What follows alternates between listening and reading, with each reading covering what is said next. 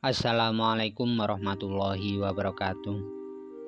Menurut Muhammad Arifin, ketenaran Muhammad Arsyal atau Mbah Wali Gendon tidak hanya sekitar Pekalongan saja, namun hampir seluruh Nusantara.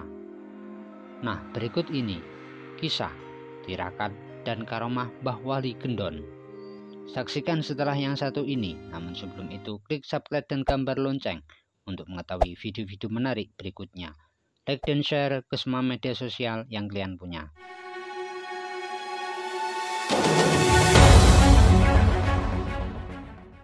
Sosok ulama asal Kabupaten Pekalongan yang dikenal sakti pada zaman dahulu, yakni Muhammad Arsyal atau Wali Gendon. Ulama yang lebih dikenal sebagai Mbah Wali Gendon tersebut dikenal sakti karena tirakatnya yang luar biasa. Ahli waris makam Mbah Wali Gendon, Muhammad Arifin, menceritakan kehidupan Mbah Wali Gendon sekitar tahun 1868 sampai 1960 Masehi. Mbah Wali Gendon merupakan anak pasangan Tarub dan Takumi. Beliau lahir di desa Kesesi, Kecamatan Kesesi, Pekalongan. Mbah Wali Gendon merupakan anak satu-satunya. Menurutnya, sejak kecil Muhammad Arsyal dikenal sebagai sosok yang pendiam, mengalah, dan pemaaf. Kedua orang tuanya juga mendidik Mbah Wali Gendon dengan cara sederhana dan mandiri. Sehari-hari mengembala ternak milik orang lain. Sampai remaja dan dewasa pun sifatnya tidak berubah, bahkan malah semakin menjauh duniawi. Sampai pada akhirnya kedua orang tua Muhammad Arsyal mengenalkannya kepada seorang perempuan sebagai pendamping hidupnya. Namun tidak seperti pernikahan pada umumnya.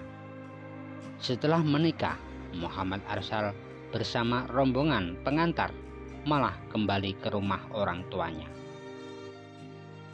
Ternyata beliau, Mbah Wali Gendon, belum memiliki keinginan untuk berumah tangga, namun masih ingin memperdalam ilmu agama. Sehingga Mbah Wali Gendon kemudian berpamitan kepada kedua orang tua serta sanak saudara untuk berangkat mondok ke Babakan, Ciwaringin, Cirebon, Jawa Barat. Akhirnya kedua orang tuanya merestui kepergiannya dengan memberikan bekal dan sedikit uang. Mbah Wali Gendon mondok di Kiai Munir. Selama di pondok, sifatnya juga tidak berubah. Hal itu juga membuat sejumlah teman tidak menyukainya.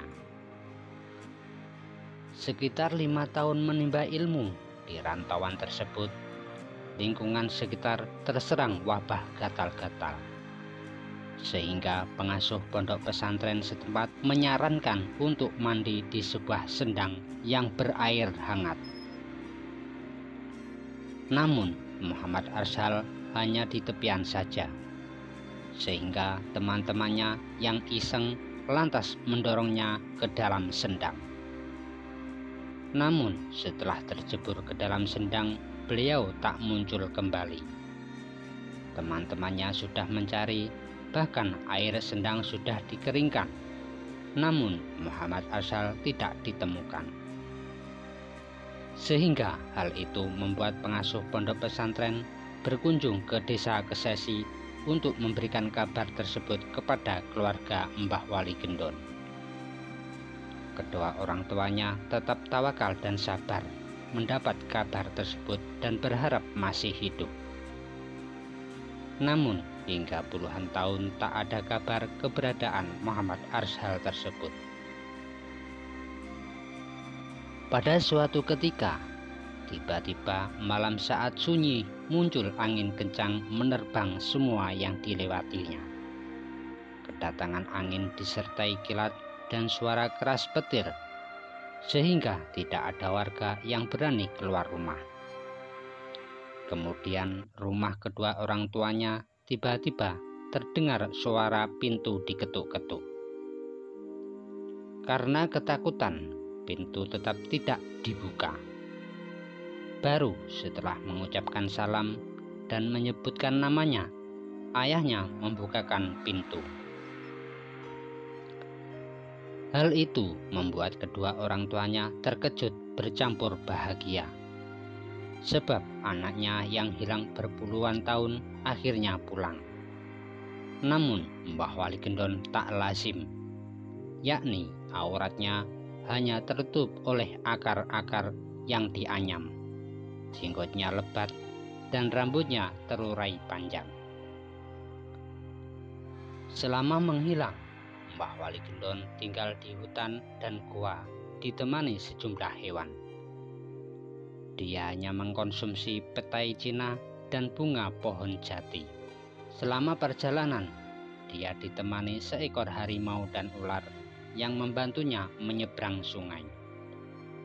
Kedatangan Muhammad Arsal itu membuat warga setempat berbondong-bondong mendatangi rumahnya karena penasaran. Namun tiba-tiba dan tanpa sebab, Mbah Wali Gendon malah naik ke pohon kelapa. Beliau tidak makan dan minum di atas pohon kelapa itu selama berbulan-bulan. Meskipun dirayu keluarga, tetap tidak bersedia turun. Hingga sekitar setahun kemudian turun tanpa ada yang meminta. Dan beliau turun menaiki pelepah kelapa yang sudah kering dan meluncur ke bawah. Pelepah itu pun yang digunakannya untuk duduk selama berbulan-bulan lagi. Musim hujan juga tidak menggoyahkannya, hingga keluarga membuatkan tempat untuk berteduh. Kabar kepulangan Muhammad Arsal itu akhirnya sampai ke pengurus pondok pesantren tempat dia menuntut ilmu agama, sehingga pengurus pondok pesantren beserta sejumlah santri berkunjung ke rumah orang tua Muhammad Arsal.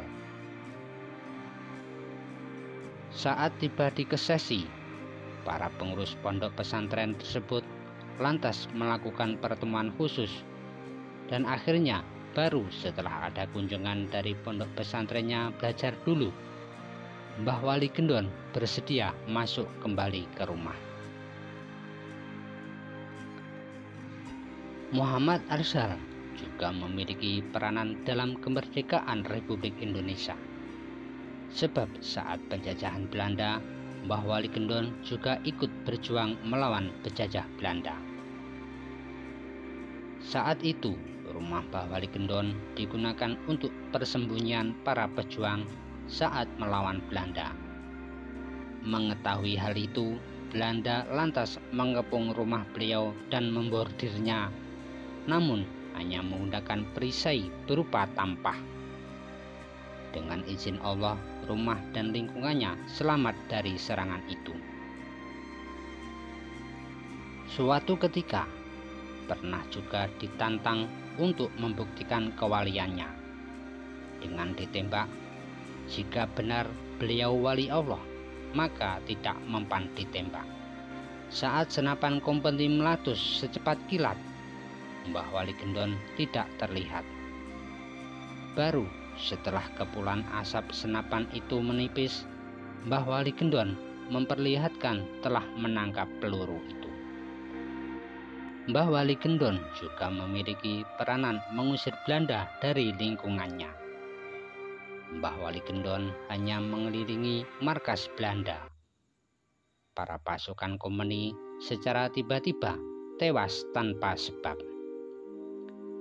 Akhirnya markas itu bubar dan ditutup. Sejumlah kejadian itu membuat masyarakat yang awalnya tidak percaya, akhirnya percaya bahwa Mbah Wali Gendon memiliki kelebihan dan karomah dari Allah Subhanahu wa Ta'ala. Menurut Muhammad Arifin, ketenaran Mbah Wali Gendon tidak hanya sekitar Pekalongan saja, namun hampir seluruh Nusantara. Saat itu sekitar tahun 1990-an, warga Malaysia berkunjung ke makam Mbah Wali Gendon didampingi adiknya warga Pangkal Pinang. Dia mengaku bertemu Mbah Wali Gendon diajar mengaji. Setelah itu, Mbah Wali Gendon memberi alamat tinggalnya di Kesesi ini. Warga Malaysia kaget saat tiba di sini karena baru mengetahui kalau ternyata Mbah Wali Gendon sudah meninggal sekitar tahun 1960-an.